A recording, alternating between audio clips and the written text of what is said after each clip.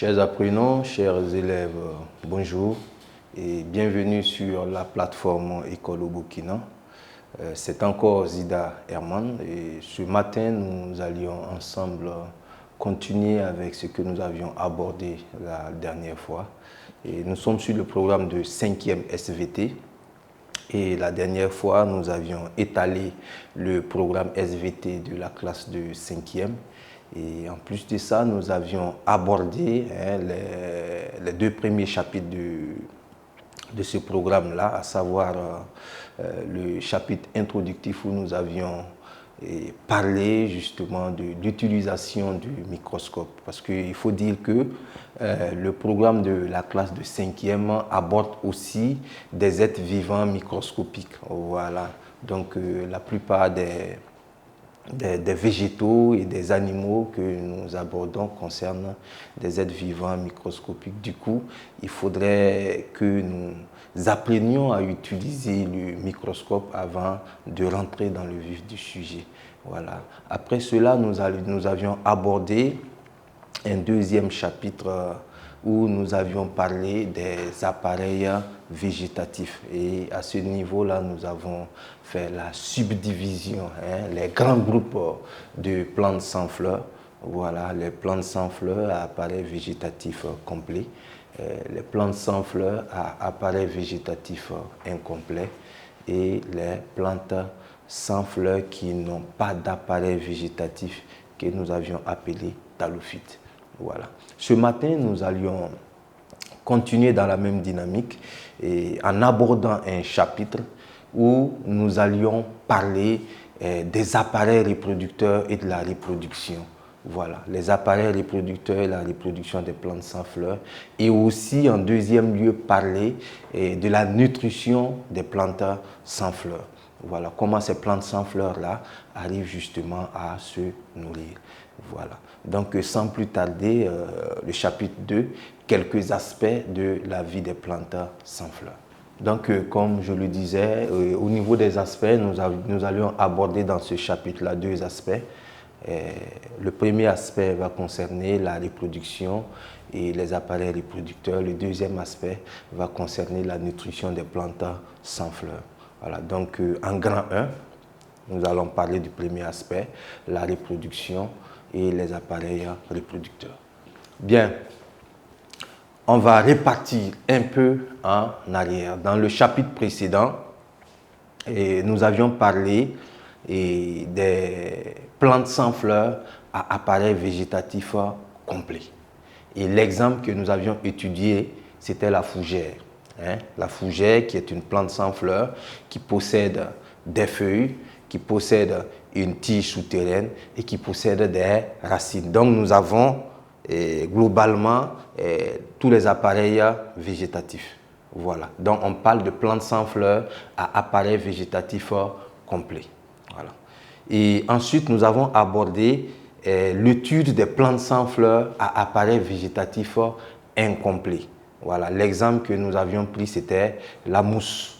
Okay? Donc on a déceler sur la mousse la présence de tiges, la présence de feuilles, mais l'absence de racines. Voilà. Et en troisième lieu, nous avons abordé l'étude des plantes sans fleurs à thalles, le grand groupe des talophytes où nous avions étudié les moisissures, les levures, les lichens, les champignons à chapeau. Il faut dire que dans ce chapitre également, nous allons travailler justement dans cette dynamique. Voilà. On va commencer par étudier les appareils reproducteurs et la reproduction des fougères, c'est-à-dire que ceux qui possèdent un appareil végétatif complet. Voilà. Donc nous allons nous axer notre étude sur la fougère et en deuxième lieu, nous allons aborder justement l'étude de la mousse. Donc en petit 1, appareil reproducteur.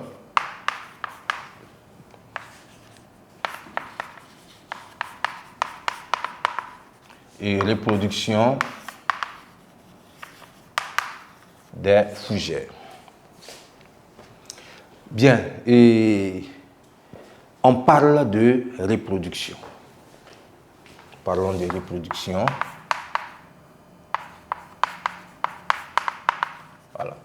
Quand on dit reproduction, autrement dit multiplication. Ok? Vous voyez que à la surface du globe, les animaux se reproduisent, les plantes aussi se reproduisent, que ce soit les plantes à fleurs, les plantes sans fleurs.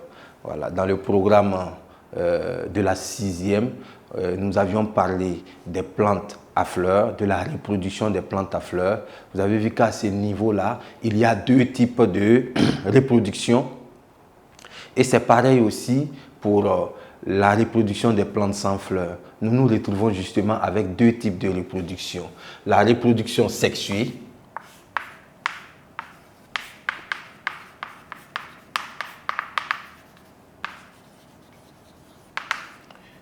et la reproduction asexuée.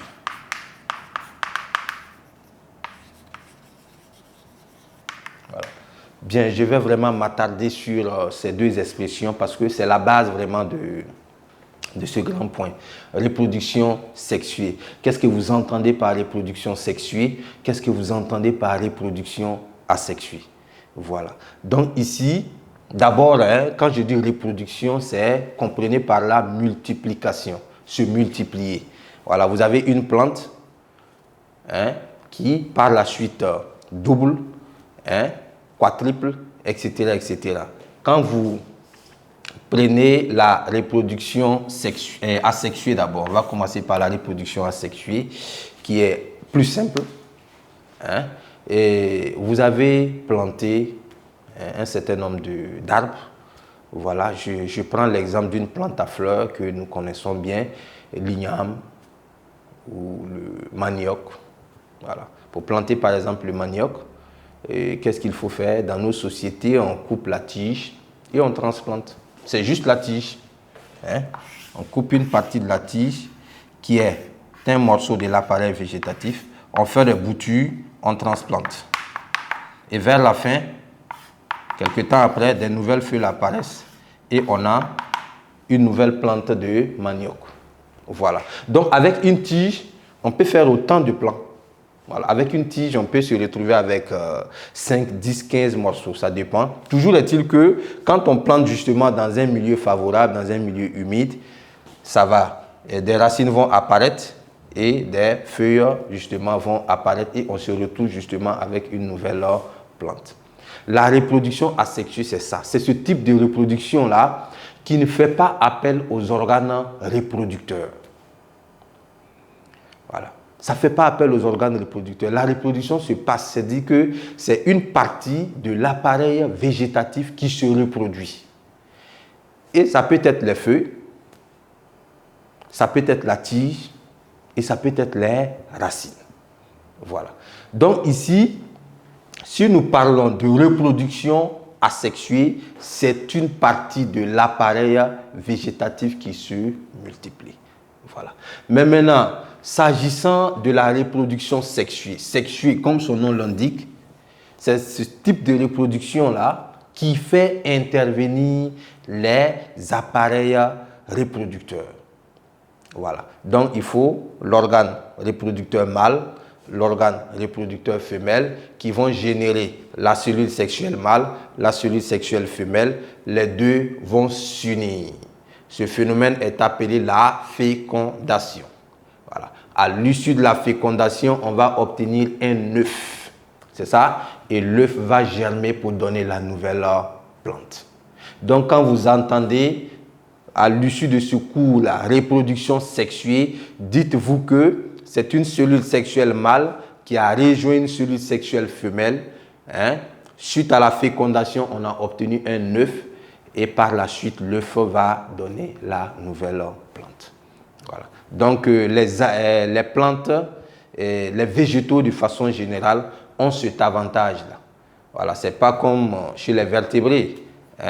Quand je prends le margouillard ou le lion ou le serpent qui sont des vertébrés, on ne peut pas enlever une partie de leur corps et puis penser que ça va repousser. Non, ça ne va pas repousser. Quand on perd une partie de notre corps, on l'a perdu à jamais. Pendant que chez certaines plantes, on peut couper une branche, on peut couper une tige, une racine peut encore repousser et donner une nouvelle plante. Voilà, c'est ça un peu la différence. Voilà. Donc, dans la plupart des cas présents, nous allons parler en petit a de reproduction asexuée. Donc, ici, en petit a,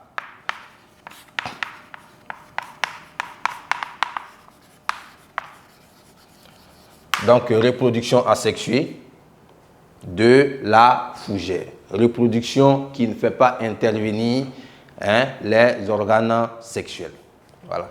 Donc, comme je l'ai dit, reproduction asexuée, c'est une partie de l'appareil végétatif qui tombe sur un endroit favorable. Parce que nous parlons de plantes, ce ne sont pas des plantes que nous utilisons, ce sont des plantes qui poussent dans la brousse, bon, peut-être dans notre environnement, mais nous ne nous impliquons pas dans sa reproduction. Donc, ça veut dire quoi? Que ça tombe, un morceau de l'appareil végétatif tombe, et si ça tombe sur un milieu favorable, quand je dis milieu favorable, c'est cet endroit humide là. C'est comme si vous prenez des grains de maïs, vous jetez dans un endroit humide, voilà, avec beaucoup de chance, quelques temps après, vous allez constater que ça va germer. Ça va germer. Donc, si ce morceau-là aussi tombe dans un endroit humide, naturellement, ça va, des semblants de racines vont soutenir la tige et puis des nouvelles feuilles vont apparaître et nous avons affaire justement à une nouvelle plante. Et cette technique-là est appelée quoi? Le bouturage. Voilà. Le bouturage. Planter des maniocs, comme je l'expliquais tantôt, cette méthode est appelée bouturage. Mais maintenant, quand on parle de bouturage naturel, c'est ce type de bouturage-là qui se fait sans l'intervention de l'homme. Ça se passe comme ça dans la nature. Un morceau de l'appareil végétatif tombe sur un sol humide et paf, quelques temps après, de nouvelles feuilles vont apparaître et une nouvelle plante, n'est-ce pas, va se former. Voilà. Donc, la reproduction asexuée chez la fougère, c'est le bouturage naturel. Voilà. Comme vous le savez, la fougère, quand on étudiait la fougère, on disait que la tige est un rhizome. Voilà, la tige est enfouie dans le sol. Ok, voilà, donc si un morceau de la tige du rhizome se détache et se retrouve justement sur un endroit humide, ça va donner une nouvelle plante. Voilà.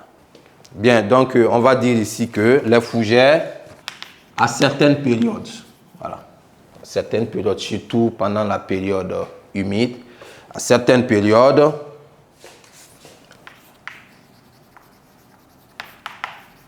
peuvent se reproduire, voilà, par bouture.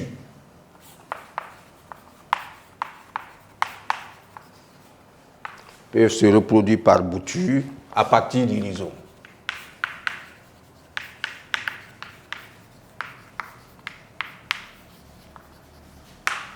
À partir du rhizome, de nouvelles feuilles apparaissent.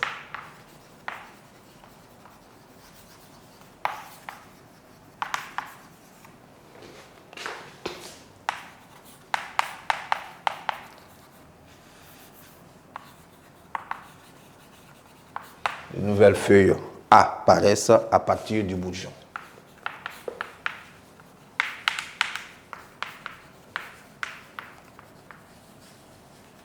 Voilà, donc voici un peu ce qu'on peut dire en ce qui concerne la reproduction asexuée chez la fougère.